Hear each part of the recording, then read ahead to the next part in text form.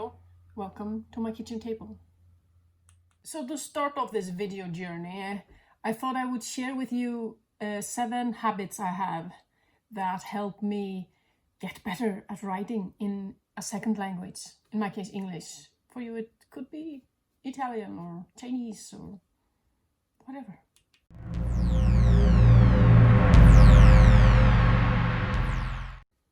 The first advice is the same that anyone who gives advice on writing will give you. You have to read, and you have to read a lot. And if you're writing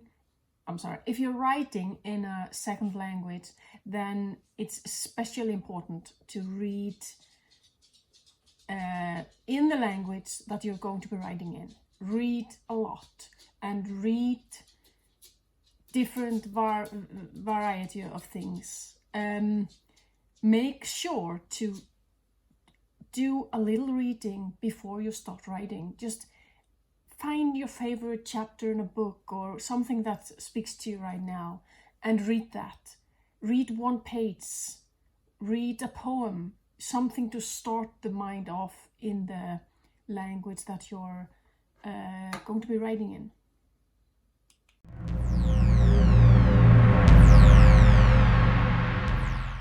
And my second thing I do is that I watch a lot of television in English, which I guess a lot of us, at least Westerners, do. I watch television in the language that I'm writing in. I watch television series.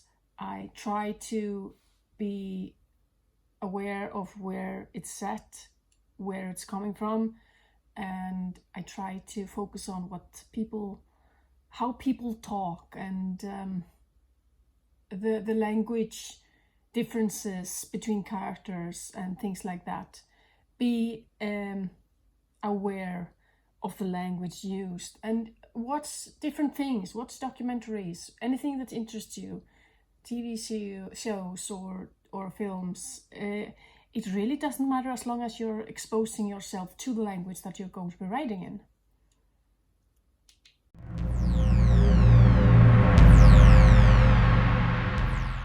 The third thing I like to do is to take time every day to think in the language that I'm writing in. If on a regular day I will take my dog out for a walk before I start writing, and during that walk I will only think in English. This helps me start the process, and because I speak another language on a daily basis, this helps me try to make the barrier between the two bigger, so to speak. I try not to be thinking in the Swedish sentence structures when I'm supposed to be writing in English, and it helps to start. Have a conversation in your head with your friend or something. Just actively think in the language that you're going to be writing in. This will help.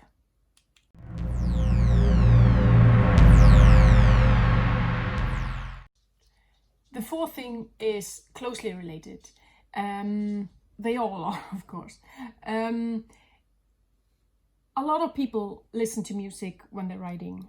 Some even I sometimes watch television or have something on. I have to have something on, and usually it's music. Usually it's instrumental music with no words. But when I do listen to music or anything else while I'm working, make sure it's in the language that you're writing in. Even if your favorite song at the moment is in your own language or some other language, make sure to only listen to the language that you're writing in. Otherwise it will mix up your signals.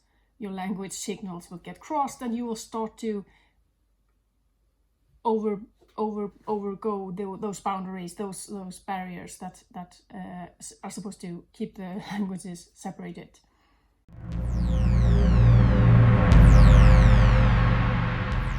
Now, the fifth thing is something everyone will tell you to do, and it's the obvious one. You have to write, and you have to write a lot. And when you're doing it in a second language, you have to give yourself time to make mistakes and to get closer to this voice that is yours. Your voice needs to stick out, and it needs to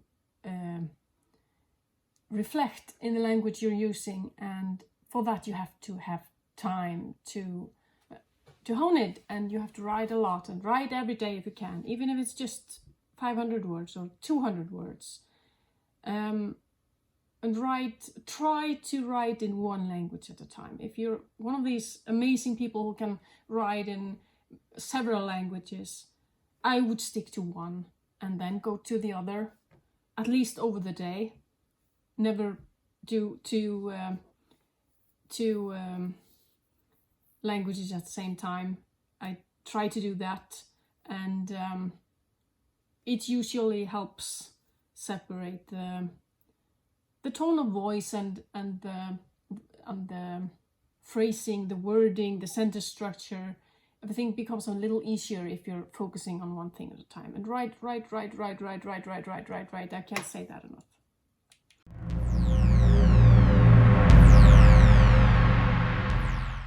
Number 6 has to do with weaknesses.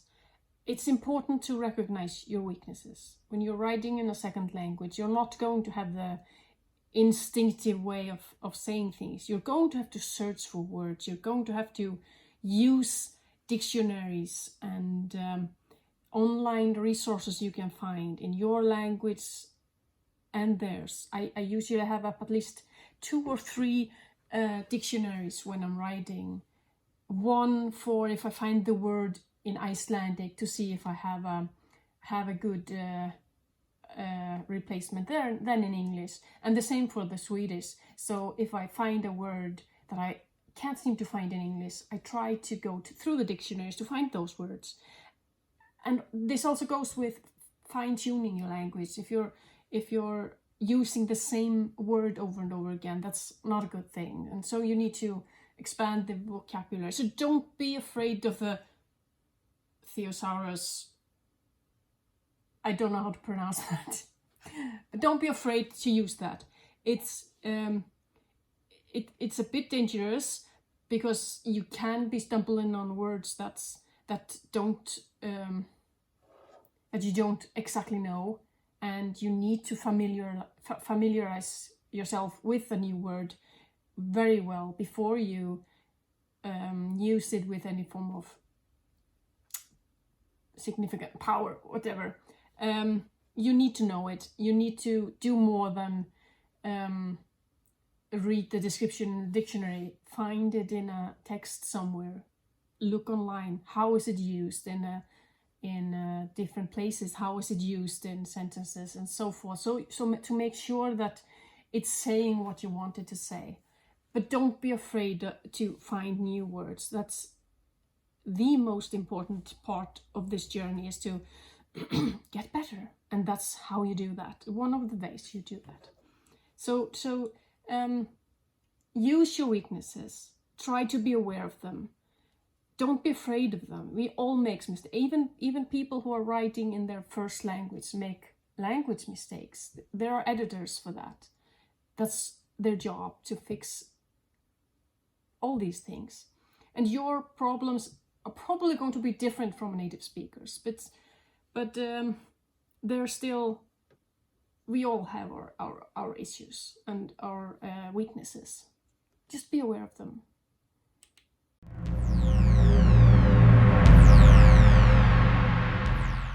And this relates to the 7th thing, which is strength. It's something you have to remind yourself. And if you're trying to write in a language that's your second language, you're probably going to feel insecure about it. So remind yourself that it's not a weakness to come from other cultures or to have other languages as your base. It gives you strength. It gives you different perspectives. It gives you other ways of using language. You just have to be absolutely sure to know the rules before you break them. But be aware that coming from a different language, it's not a weakness, it's a strength. Just know how to use that knowledge you have to form text that's unique to you. And this is something I need to remind myself of often. This isn't a weakness, this is a strength. And we all have our strength, and we all have our weaknesses, and just be aware of both. It will help with in the process. Now, these were 7 tips or things I'd like to remind myself of when I write in my second language. If you have more tips, leave a comment. Let me know. If you would like some of these explain more or gone deeper into the details or more advice, let me know that too. Subscribe and follow and push the like button, subscribe button, all that, and let me know you want to know more. I'm not an expert, but I've been doing this a long time. I have some tips and I'd like to hear your tips. This is a journey we can take together. Have a nice day.